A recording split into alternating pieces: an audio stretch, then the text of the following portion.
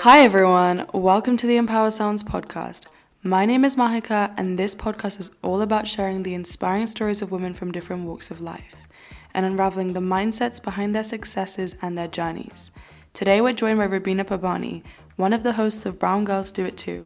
Brown Girls Do It Too is a podcast which tackles the most shameful and taboo and stigmatized aspects in the South Asian community, most importantly, sex. Yes, sex. So today we're going to talk all about sex and Rubina Pabani's journey into motherhood, overcoming shame, and sex education. I really hope you stay tuned because this is such an important episode and I learned so much. Amazing. Rubina, welcome to the Empower Sounds podcast. It's a pleasure. It's an honor to have you here. Could you please introduce yourself to our audience? Yeah, thank you so much for having me. So my name is Rubina Pabani, and I am one half of the BBC podcast Brown Girls Do It Too. I'm also a production worker. I work for a big production company called ITM Productions. I'm the head of short form, where I work on video and podcasts, and I'm brown. Amazing. Brown Girls Do It Too has been so significant in my life, and I'm sure for many of our listeners as well. So I want to talk about before we talk about Brown Girls Do It Too, I want to talk about Rubina and how you came into that role.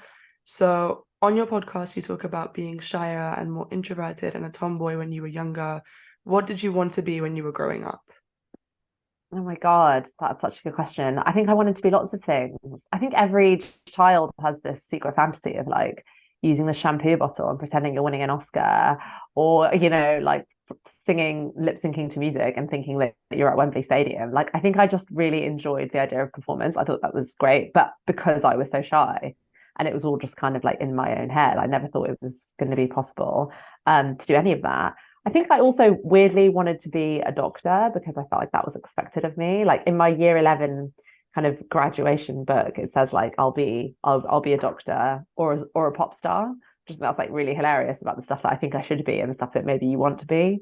So yeah, I don't know. I had no idea, but I loved filmmaking. I loved making videos for friends, and I always had a camera I was always taking pictures, and I loved to edit as well. So I kind of always knew I'd go into some sort of production process.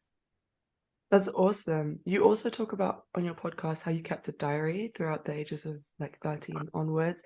And you mentioned your year 11 graduation book. What was it like reading back those pages? And what advice would you give to your younger self who was writing in those pages about how your life has Oh, unfolded?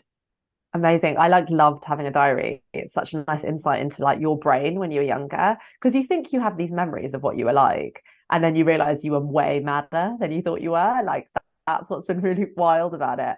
It was also, I was just so dramatic. And I know that, you have a surge of hormones in your teenage years that can kind of give you lots of emotional highs and lows. And it's so nice to have that represented. Like I definitely would encourage my younger self to have written more, to have written a film, to have written a screenplay, to have written some monologues, because actually that young brain is so emotionally connected in a way that I now feel I feel way less connected to like my inner like anger and yeah. I mean, yeah, I think what would I say to her? I'd just be like, it's all going to be fine, and it's all really fun. Just enjoy the wildness of it all, and enjoy the low times, which is like nobody ever tells you that. Like, actually, just be upset, and really, when you want to cry, just go fucking hard, cry hard, because that is like such a wonderful thing to experience. To know that you're human, to be like really sad about something, because it means you care about something. Um, yeah, God, the diaries, they're actually quite embarrassing. I like read extracts recently to a friend who's in them. And she was just like, what were we thinking? Like, why do we think that was okay to write down? I mean, then their diaries that will never be published. It's not like they're Jane Austen or like anything articulate in any way. They're just very silly, insecure teenage girl. I feel like that's so beautiful as well, seeing your growth over the years as well. Is it something that you still do? Like, do you still have a journaling practice or keep a diary, or is it something you left behind?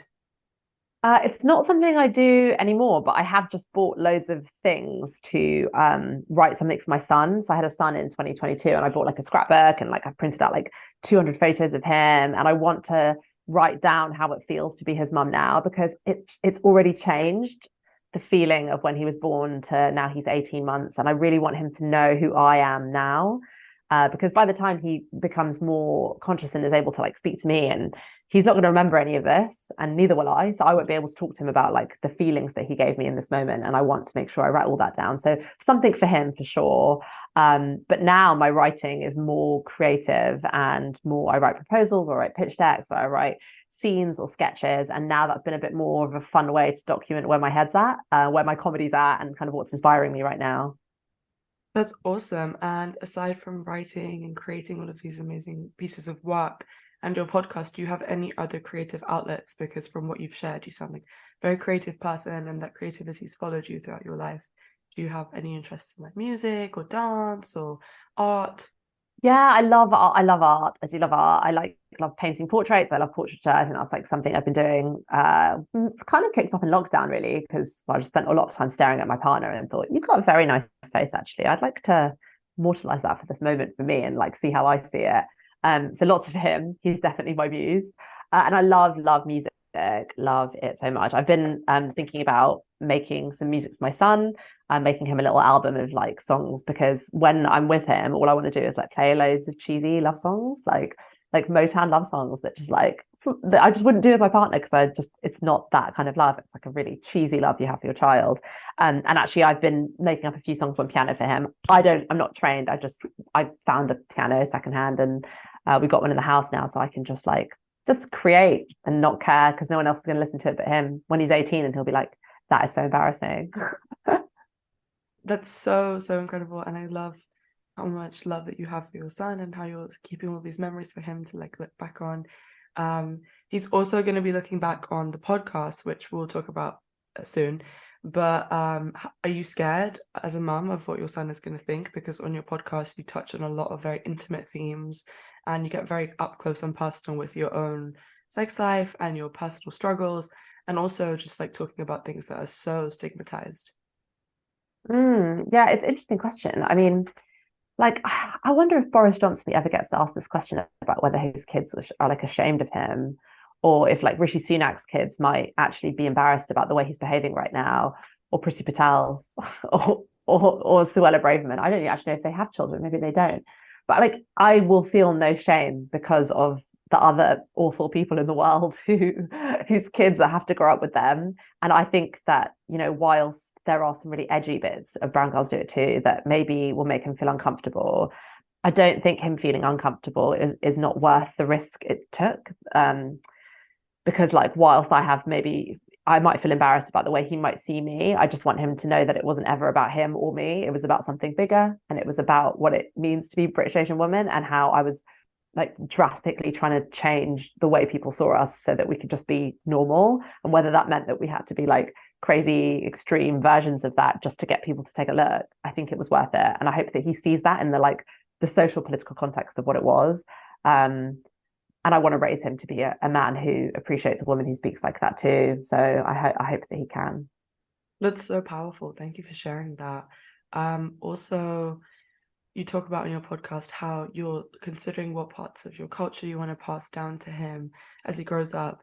So what parts of your culture have you decided that you want to definitely pass down to him? And also, what attitudes around sex and his body and his partners do you want to pass down to your son when he grows up? It's such a good question. I think, I mean, like being British Asian, I want him to feel like he is Asian, he's Indian, he understands the food, he like knows all the food. I never want him to go into an Indian restaurant and be like, I don't know what that means. I want him to feel confident with like parts of our language and culture. And I want him to be like interested in the cinema of our culture as well, because I'm really interested in films and in not just Hollywood and Bollywood too. And I want him to have an understanding of how big that industry is and how they're like world leaders, rather than him thinking that every single amazing film comes from Hollywood, to know the like amazing culture of our people. And also the art and the jewelry and the clothes, and for him to have an excitement and a richness to what that all means. And a sense of family. Because I think that whilst, you know, the whole Western ideal of being an individual is something that feels quite foreign to me. Like I've always felt like my actions are reflected into my family, and I think that is important. And I like feeling part of a collective. And whilst that comes with some other feelings of guilt or, you know, shame, the benefits you can get out of being in a big family outweigh the negatives for me personally, and I want him to feel that way about his family. And like talking to a child about sex is like he's 18 months. I think it's going to be a while since I even figure out how to do it. Like recently conversations have been happening with the mums that I know where they're asking me whether I'm going to refer to his parts as the anatomically correct parts and mine. So I'll be like, this is mama's vulva. And I just don't even know if that's how I would do it. But the only one thing I want to teach him is that like it can be fun, and that's okay. It's okay to have fun with that. Uh, a woman's pleasure is very just as important as his. So I need him to see women as completely equal to him, which is going to be like a really hard thing to teach a boy in 2023 because society still doesn't like let that happen. But also consent. I think that's a really crucial thing. I had to teach him like even now I'm already thinking like I should ask him if I can kiss him or if I can ask him if I can hug him, so he knows that that's how it works. But I'm going to hold off for that stuff until he's 3 because like I just want to have all the cuddles and the kisses now, and then afterwards I'll show him that actually he gets to choose who touches his body when, and that includes his mother. Like if you don't want me to give you a cuddle, that's up to you. That's so, again, powerful and interesting. And I love how well considered, like, these ideas are about what you want to pass down. What were conversations around sex like growing up for you? Like, when were you first exposed to it? These ideas of consent, these ideas of equality, of pleasure, of actually what the mechanics of sex are. And like you mentioned, the anatomical parts of your body and everything. What was that like for you? I don't remember anyone sitting me down and having a conversation with me about it ever. Like nobody, no parent, no teacher, no friend really even kind of went through it.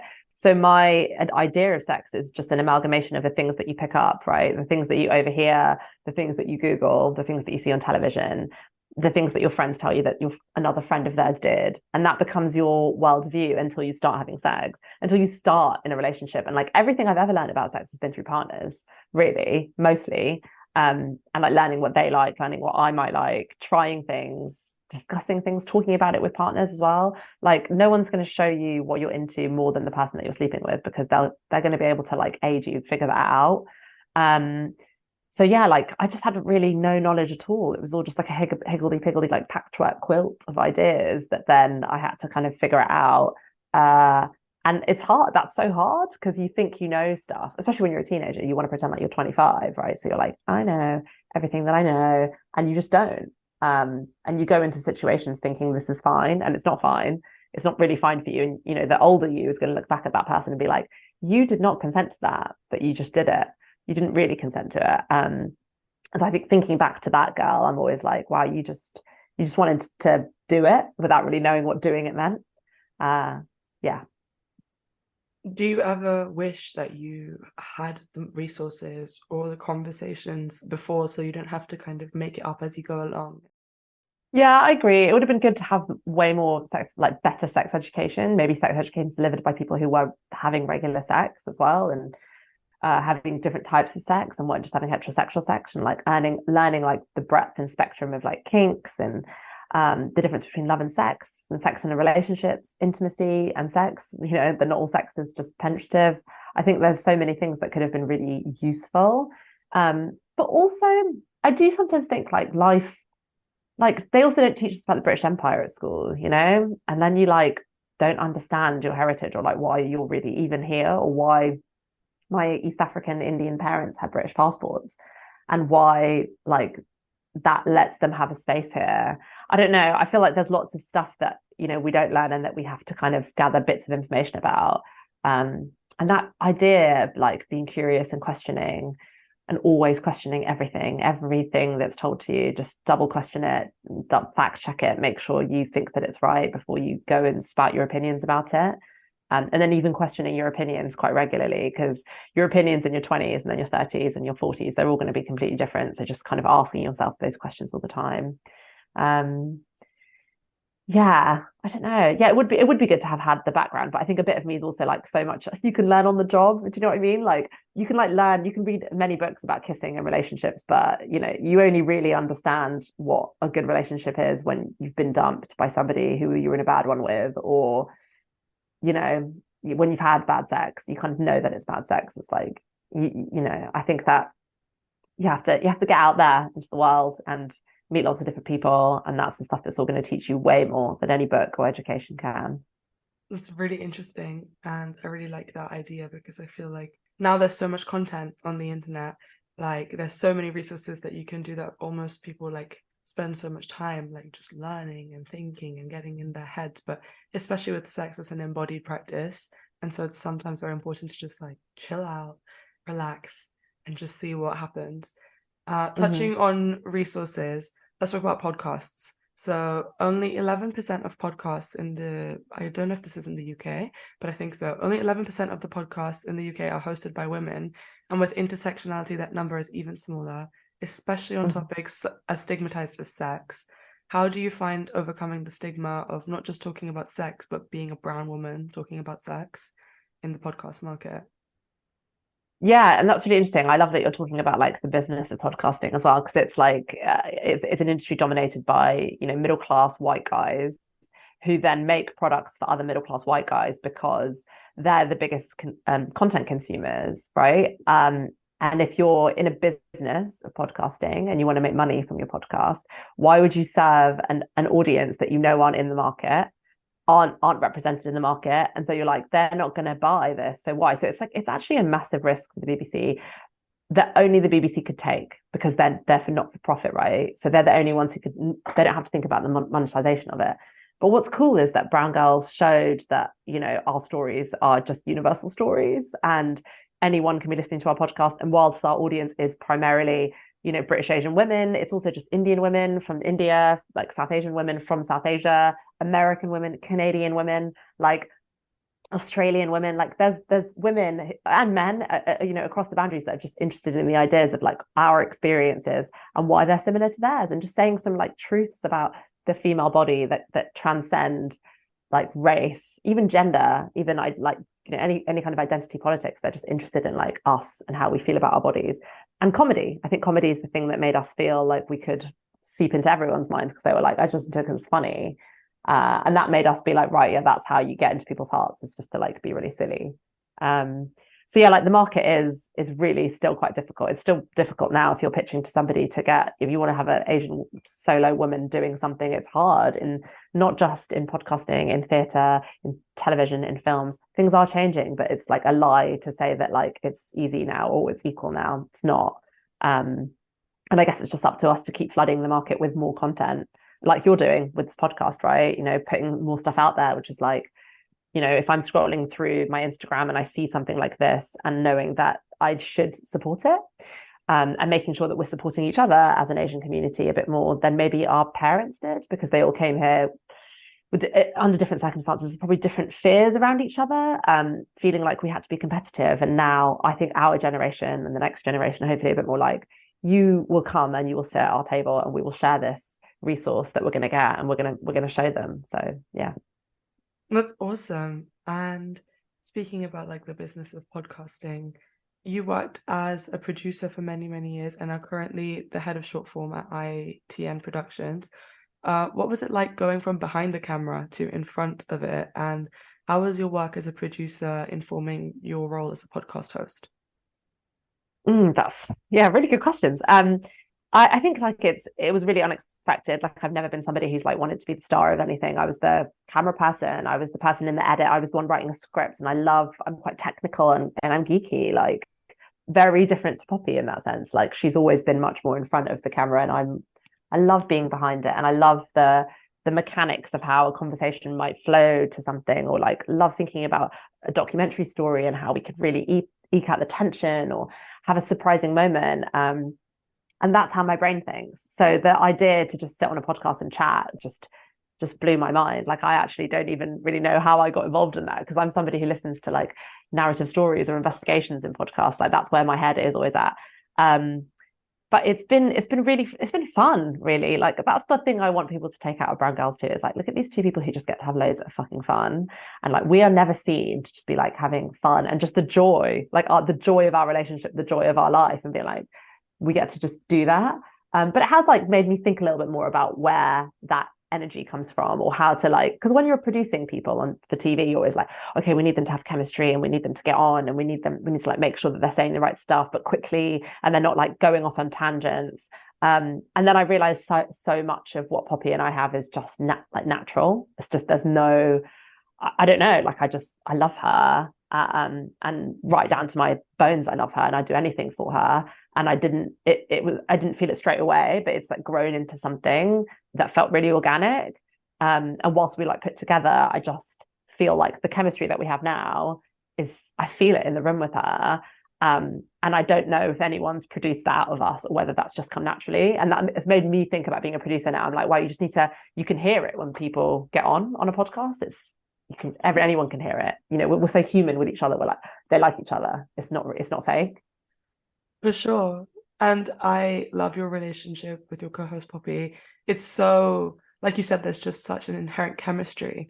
What would you say are the three main things, or whatever you can think off the top of your head, that you've learned from her over the years? Because she's, like you touched on, she's different to you, and what her attributes are, and how she's very like fiery and bold, and that you said that you're like more technical. What would you say, like, just about yourself and about like life in general and about sex? What are the three main learnings that you've had from her?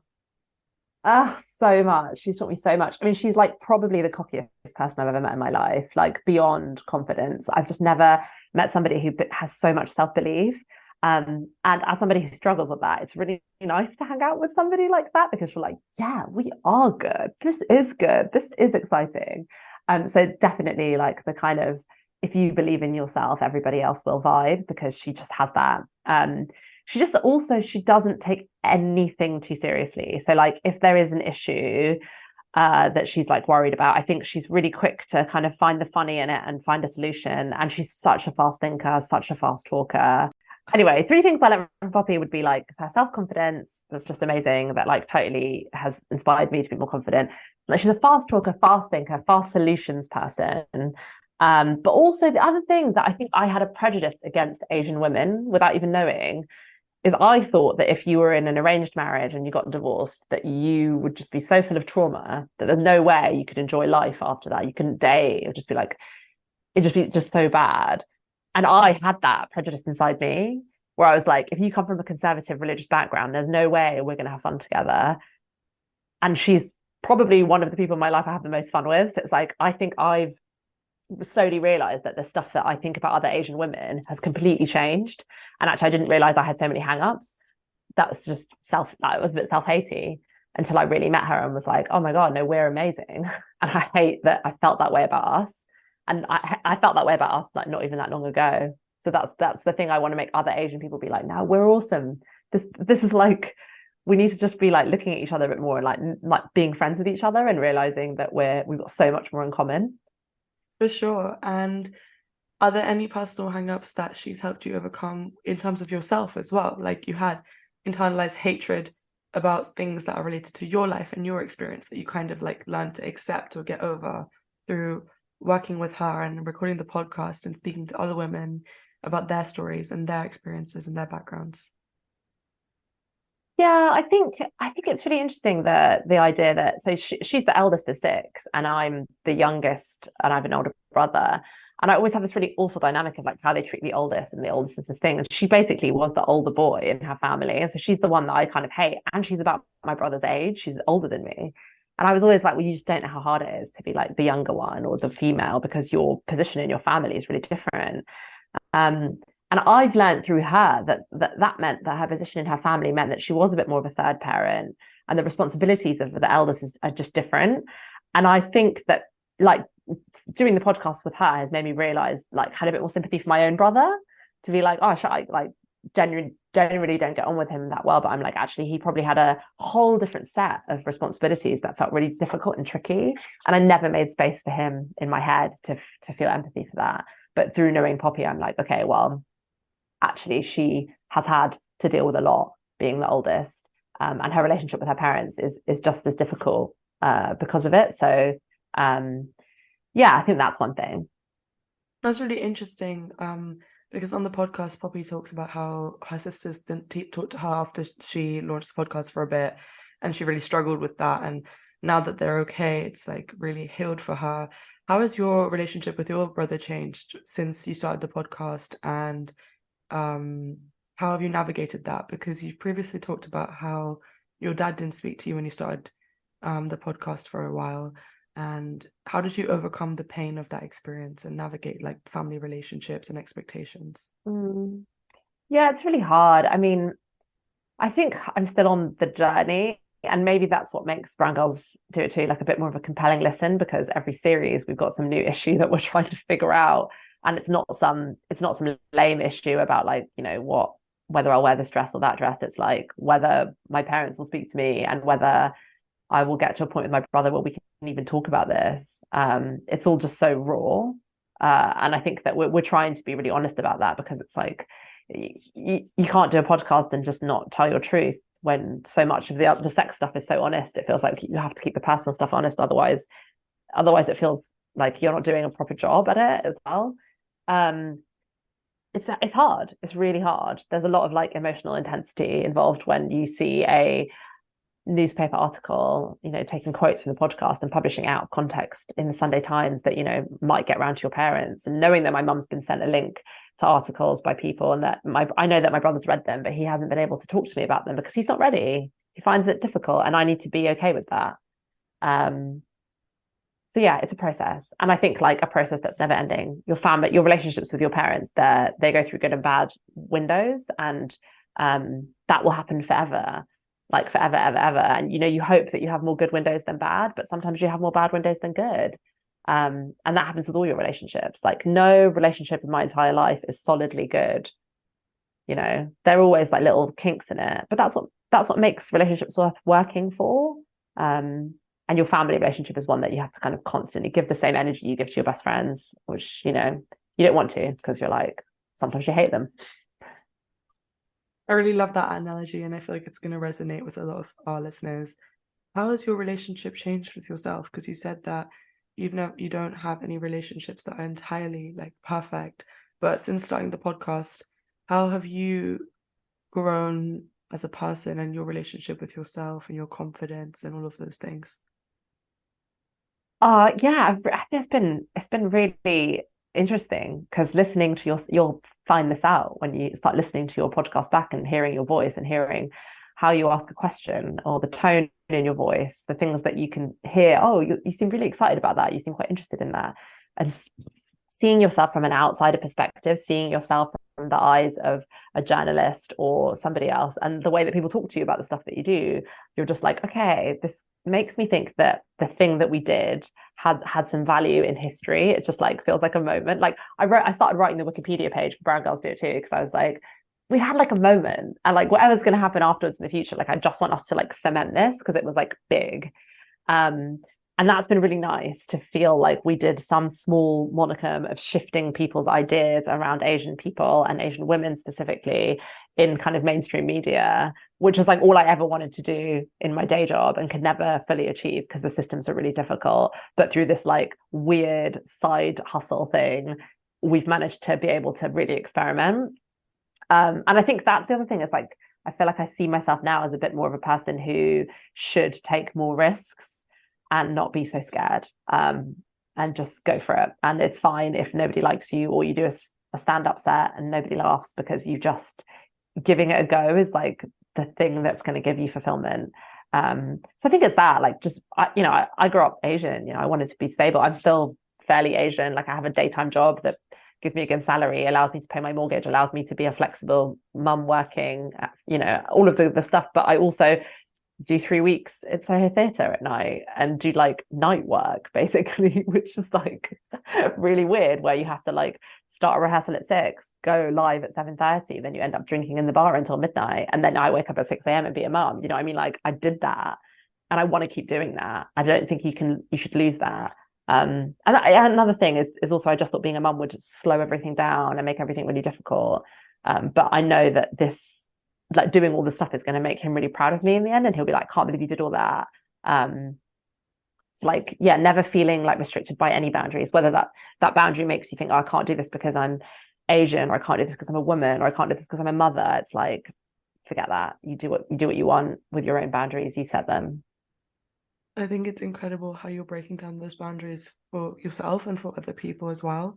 How do you handle juggling all of these things? And how do you take care of your mental health and make sure that you don't get burnt out? Because that's a lot day in, day out, trying to navigate like all these different roles and times and also like traveling back and forths and doing all of those things. Like, how do you make sure that you don't get tired or grumpy or like start hating all the things that you have to do? Yeah, I have a lot of energy, and I think Poppy does too. We're just like very energetic people. Um and maybe like naturally just like are the people who would always be the last out at the pub and then the first into work the next day. And I don't know where that comes from. I like to do sleep. I think sleep is like the most important thing, and I sleep really well. So when I get into bed, I'm like out, and I need to be woken up by an alarm to really get through that. So I think like sleep is just probably the most crucial thing to anyone's mental health. For me, sleep and diet and movement. If you can get those three things right, those are kind of the only things I want to teach my child. I'm like, everything else about the world, you'll figure it out. But I just need you to know the three most important things are like always make sure you're a sleepy person who can sleep at any point, because sleep is going to revive you. You'll always feel better after a sleep. And food, it's like we all have complicated relationships with food and how it impacts our body, but knowing how to eat healthy, enjoying eating healthy, I think is really crucial. And movement, it's like whether that's cycling, walking, dancing, abs, bums, tums and thumbs, or whatever it's called. I feel like knowing having an actual active interest in movement is going to make you good. So those are my three hot tips. I love that. And I think that piece about movement and eating and sleep really links into the finding confidence and reclaiming your body. And I think that was a huge part of listening to Brown Girls Do It Too as a listener, and I'm sure was in your experience of recording it and creating it. But I think people don't always understand that, yes, okay, body insecurities is a huge thing, but there's a lot of things that come with it that are cultural, because brown bodies are different to other bodies. And in my experience, I grew up in a very predominantly white area. And so until listening to Brown Girls Do It Too, I thought I was weird for having like as many stretch marks as I did and the curves that I did. And I remember in your live show you talked about how you had a blonde wig growing up. I had that too, and my mum laughed so much, and the contacts and everything. And how did you find recording Brown Girls to change your relationship with your body and accepting the way that you look and creating space for other people to accept the way that they look? I mean, it's really celebratory, right? It's a fun podcast to look at your body and be like, there's things about it that I thought were ugly, and now I'm like really learning to just accept and love them. And there's just so much about your body you can't change. And like, core to being Asian is like you can't change the color. You can't change the color of your skin. And so you have to start appreciating like what light you think it looks beautiful in and just enjoying that. Yeah, I've completely really come around to finding Asian bodies like attractive and sexy and like hot and everything. And that's also because I had this like wonderful co-host who was like really powerful with her own body. And that inspired like us to like meet loads of other Asian women who were talking about stuff that they were doing. I think it's again, it's like it is a journey. You're not always going to love the thing that you see in the mirror. Sometimes you will, sometimes you won't, and that's okay. Like to know that your body's going to change. It changes through motherhood. It'll change again, and there's so much of it you can't control. So it's like riding the wave of your body and just being amazed at its function, I think is the best thing, like God, I mean, after I had the baby, I was like, wow, I cannot believe my body just did that. Like I didn't do that. Like Rubina brain didn't do that. My body just knew what to do. And I tried to work with it. I was like, okay, there's a contraction coming. Okay, what's going to happen? And I just let my body, because I trusted it. And I think we need to have a bit more trust in like knowing that our bodies know what's right for us. Like stretch marks is a really interesting one because I've got them like all up my back. And it must just happened during puberty, right? Like when you like grow and you just grow too quickly and then you kind of compress back down. And I'm always like, oh God, like that's self-conscious of them. And if I wear something backless, I have to think about like how I'm going to do that. But then I'm also like, it's kind of amazing that my body knew like to like stretch me out and to like keep me that sane, like that. The function of it, I think is, I did biology as well. I did A-level biology and I love a bit of science. So I was like, it's kind of cool that your body like looks after you. So look after it, be kind to it. Why not? That's awesome. The stretch mark piece especially really resonates with me. I remember on your show you said you were the only person you knew having stretch marks on your knees. And I looked down and I could see them on my knees as well. And I was like, wow, that's incredible. Because like I just didn't see it in my peers. And also another thing I thought when you said about growing taller and growing bigger in puberty, you talk about being 5'11" and taller than all the boys, especially the South Asian boys. I'm also quite tall, I'm 5'9". What was that experience like growing up, just like looking different to not just the people like outside of your community, but also within your community? Because there's a lot of colorism and beauty standards and how women should look within the South Asian community as well.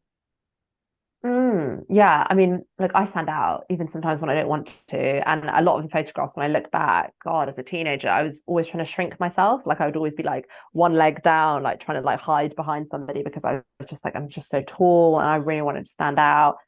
And I've like got quite strong features. I've got quite a strong jawline. I've got like really big eyes. Like I'm not a shrinking violet. Like if I walk into a room, whether I like it or not, people are going to be like, whoa, whoa. And like managing that and like feeling confident with that is really hard because sometimes you don't want to stand out. Sometimes you just want to like, chill.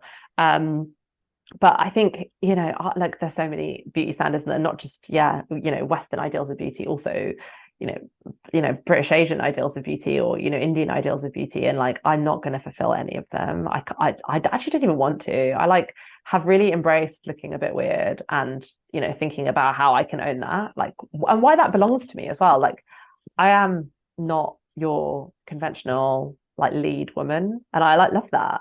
Who would want to be like? I don't want to be that. I want to be me, and me might be the weird extra in the film who's running a corner shop. I'm fine with that instead. I love that. What advice would you give to other young women who feel like their beauty is more unique or striking and they don't really see themselves in the lead woman role? Like, what advice would you give to them to feel beautiful in themselves? Mm. Yeah, oh God. I think if you look in the mirror and you don't see like your face isn't something you see represented in like the mainstream, that's fucking cool. Like, why would you want to be on the cover of Vogue? Or don't you want to be on the cover of like ID? Do you know what I mean? Like, that's how you should think about the world. It's like for every mainstream culture, there's an incredible subculture. And I've always felt that way about brown girls as well. Like, it was a subculture thing. Like, that's what makes it kind of edgy and interesting, and that we could play and be like really weird there. If you want to break into the mainstream and look like somebody on Love Island, that's also a possibility if that's what you want. But if you don't, there are so many great alternatives out there. Like you just need to go and find your people. Yeah, and an unusual face is much more interesting to look at than, yeah, I don't know. Like Florence, I was going to say Florence Nightingale, but that's not who I meant. Who do I mean? Phoebe Waller-Bridge? Phoebe Waller-Bridge, yeah, fine. Phoebe Waller-Bridge is a really good example. Like she's weird looking, very weird looking, and you want to see the expressions on her face. I think that she's a good one. That's Florence Nightingale. I love that. I'm sure she was a beauty too. Me too. Um, I bet you she looked really cool. um, speaking of like going from the norm, I feel like that sometimes attracts a lot of hate when you step away from what is accepted as palatable. Um, Unfortunately, sometimes discussing topics like sex and your body can attract negative attention, including hate speech or online harassment. How do you personally handle and respond to such instances, and how have you built up your thick skin against the haters? Oh, I don't know. I mean, not everyone's gonna like you, and you just have to be okay. You have to be okay with that. I think there has to be something you just have to understand because, like, your personality and your set of circumstances and your background and your biases means that a certain group of people will be interested in you, and there'll be other people that aren't. That's fine. Um, I think like the online stuff really got me at the start, and I didn't really want to do the podcast. I was like, I don't really want people messaging me like really horrible shit all the time. Like that's just not cool, especially because I have to use the internet for work, so I can't even avoid it. Like even if I was like, I'm gonna like delete my Instagram, it's like I actually do need it for stuff, and I need my Twitter, and I need those platforms to be mine, and I use my real name, so it's like it's just too exposing. But now I'm just like, I think that the hate comments or anything that feels like racist is just like really good fodder for comedy because you're like this stuff is still happening. It's like you think you can have a much better rounded way to see like the country that you live in when you're like, okay, look, I'm getting this many messages and this many are good and this many are bad. It's like we still have work to do. So I just kind of use it as to drive me a bit more forward and be like, there's still loads of people to convince that British Asian people aren't like stealing your jobs or need to go back to India or like whatever it is that they're telling us. I think, yeah, there's work to do, and we need to read those comments and have the conversation. That's the truth. We need to, people say don't engage the trolls, but you kind of do. That's how progress and changing minds happens, is when you speak to people who disagree with you. I completely agree. And I think it's a testament to your strength that you've learned to kind of harness all of that hate into motivation. On your podcast, you interview other guests, though, and sometimes they might not have that same resilience. So, how do you employ and create a safe, inclusive space for your listeners and your guests to make sure that the environment remains respectful and non-judgmental?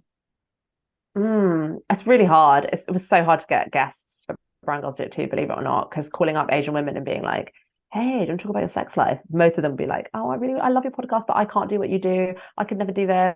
No, like I could never, like really awful for me. And then you have to be like, cool, you're not there yet, or you might never get there, or that's just not you as well. Because like it's a certain personality as well who's going to be quite frank, and like honesty and transparency about who you are is not something that everybody gets the privilege to do. I think Poppy and I are really lucky that we care. We don't give too much of a shit. We're like, yeah, sure, I'll tell you exactly, how I masturbate, because I think it's like a function, a bodily function. I think I'm absolutely fine with it. And there's other people that still have deep-rooted shame in that.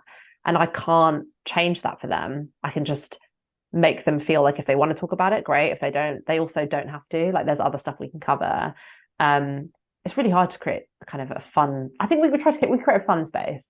And Poppy and I always have this thing where we're like, we're the clowns, we're the idiots, so that you can be like the smarter sounding one, or the one that's kind of got it all together, because we'll be the lame ones. Like, don't worry. And I think that's our dynamic. It's just like, if you're the silliest person, if you're the weirdest person in the room, everybody else just feels like they can be themselves, because they're like, I'm not going to be as weird as those guys.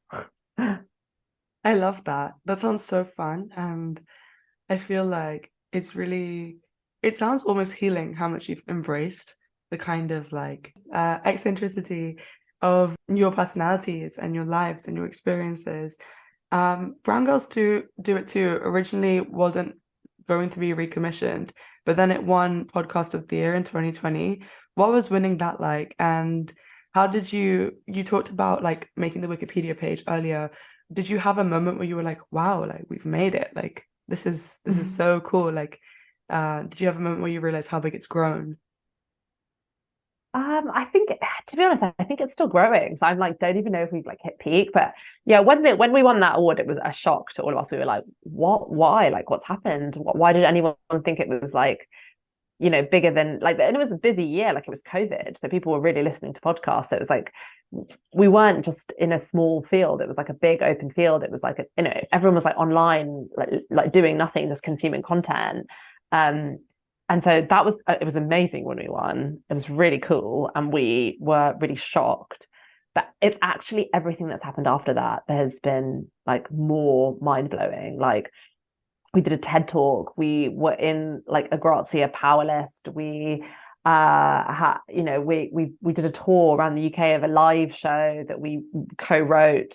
The podcast has been optioned for a drama. Like it's like these little things are just happening, and we are riding it and just like being like, we're going to have fun with it. Whatever comes out of it, we just got to get the most out of this situation, because like this doesn't happen to everyone.